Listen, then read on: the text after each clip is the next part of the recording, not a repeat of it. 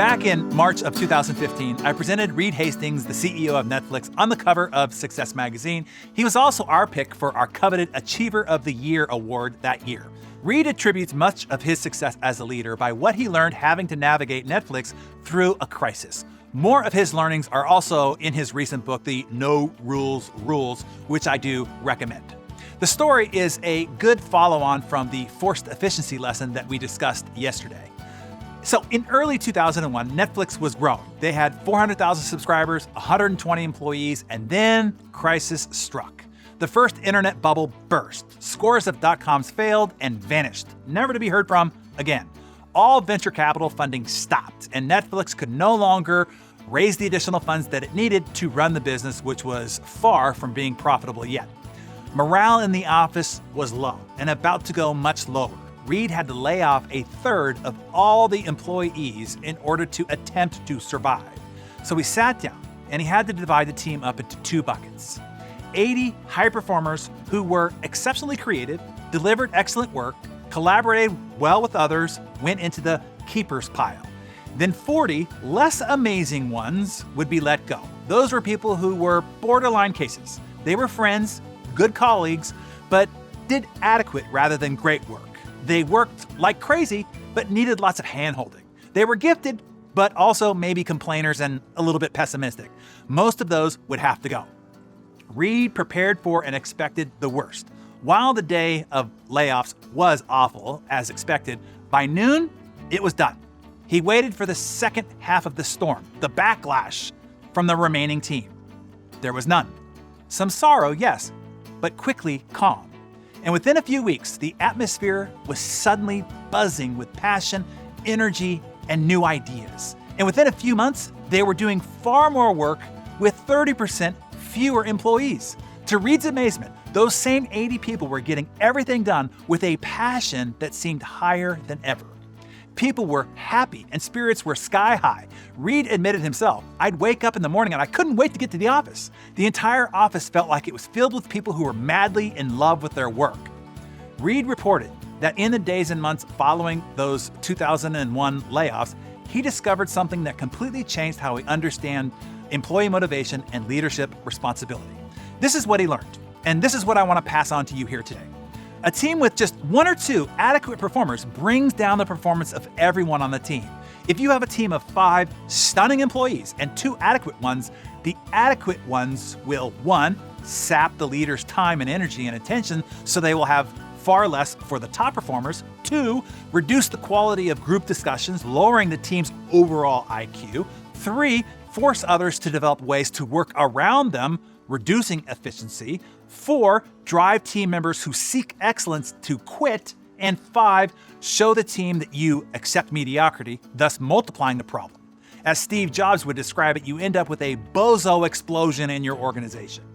As Reed writes, for top performers, a great workplace isn't about a lavish office, a beautiful gym, or a free sushi lunch. It's about the joy of being surrounded by people who are both talented and collaborative, people who can help you be better.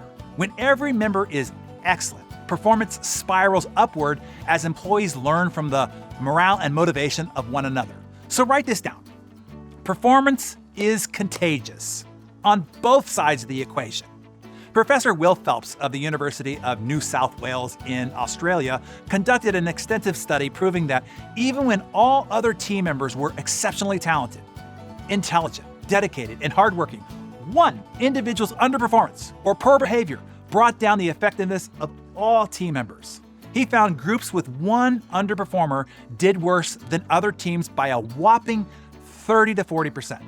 This flew in the face of research going back decades that suggested individual team member performance would conform to the group values and norm, meaning the average of the group in total.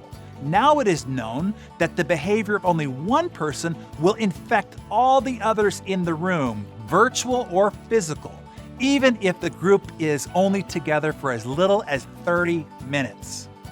Reed's post-crisis leadership lessons are summarized as follows. 1.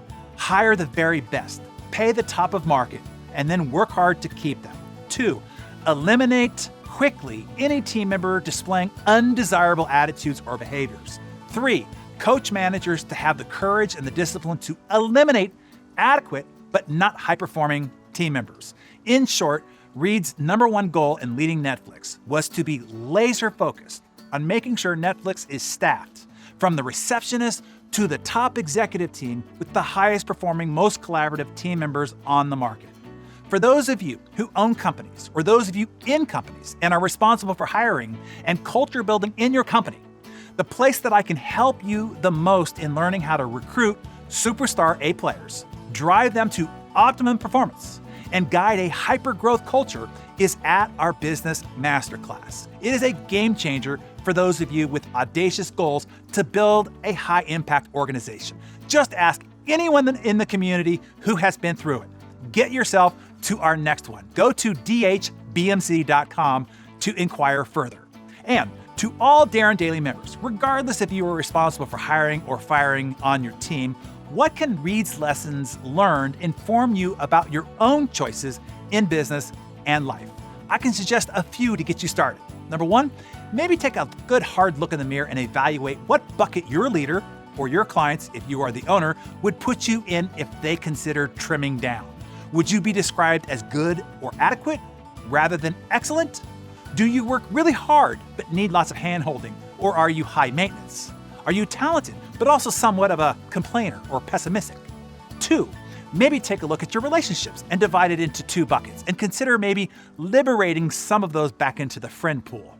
Number 3, maybe take a look at some of your projects or obligations or tasks or to-do lists and consider how to cut 30% and yet still produce as much or more, but easier and with more joy. So jot down which one you will do. 1, 2, or 3, or a combination of them all. Write it down in your Darren Daily Journal and then share that with us in the comments below.